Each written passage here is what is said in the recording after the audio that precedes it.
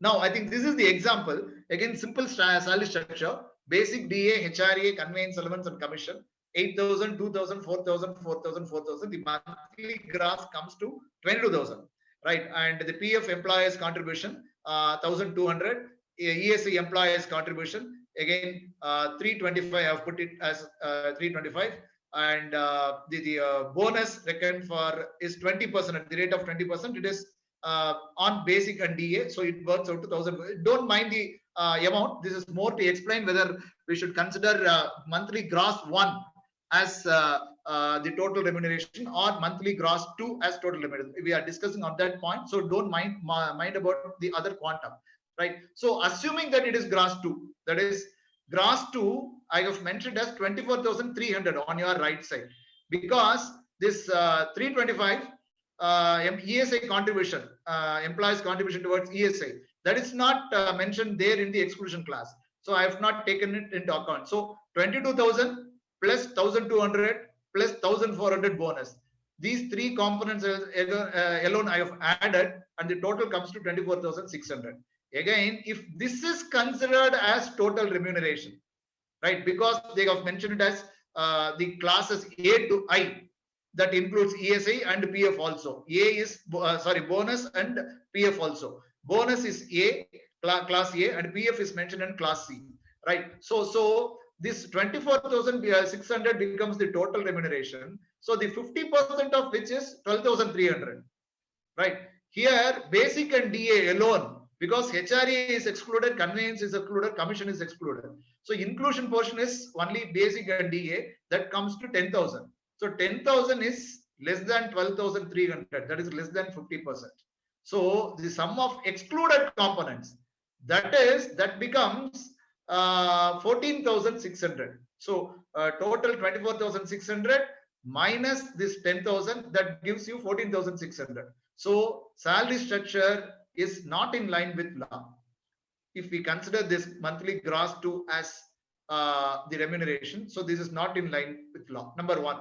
Number two, this 14,600 minus 12,300, because 14,600 is the total sum of the excluded portions alone, minus the 50% of the total remuneration, which is 12,300.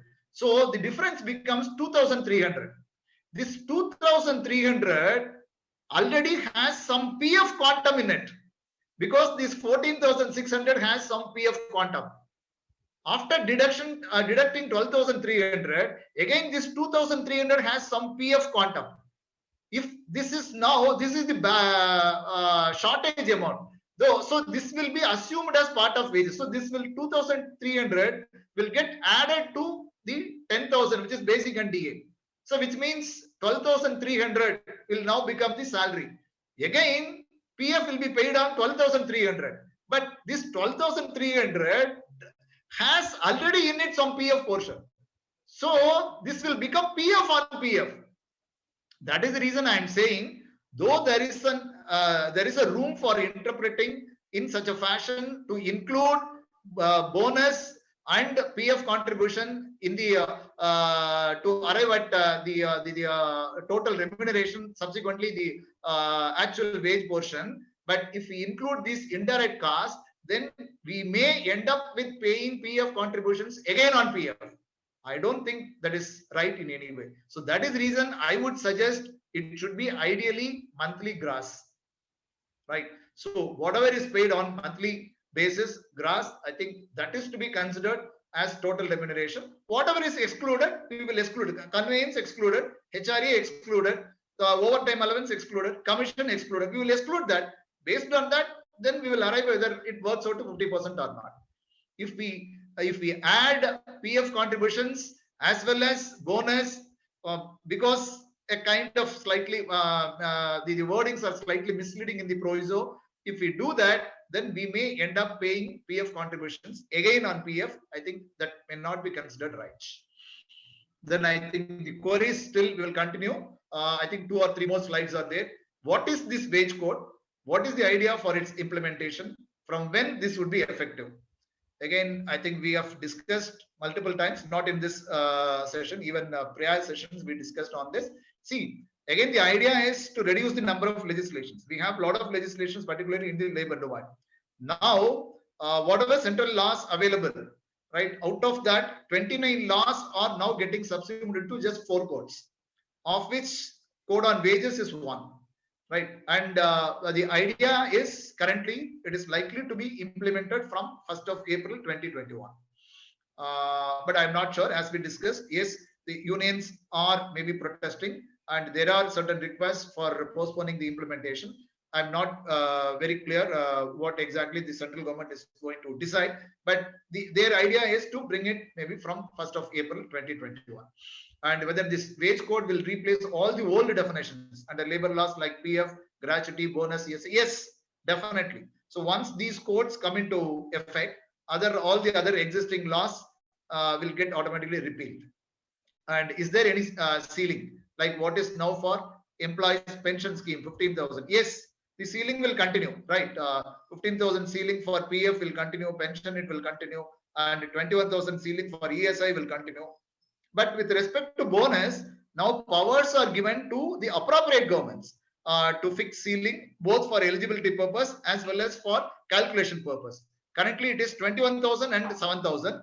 So, but I am not very sure how the appropriate governments are going to work. So, but there is a possibility. So, it can vary from one state to another state. But we have to wait for the notifications from the respective appropriate governments. And is there any return to be submitted to individual competent authorities in specific? Yeah, returns are prescribed, but rules are not yet passed. It is only in the draft stage.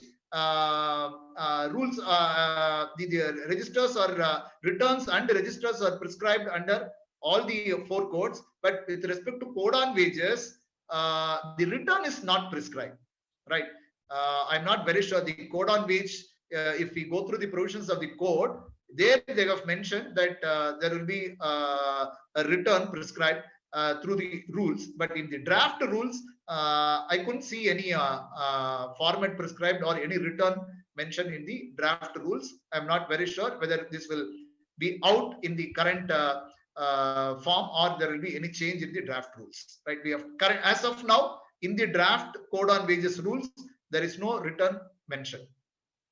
Would be obliged if you could share at least 2 examples considering normal salary structure for, I think we have done that. 4 examples we have discussed.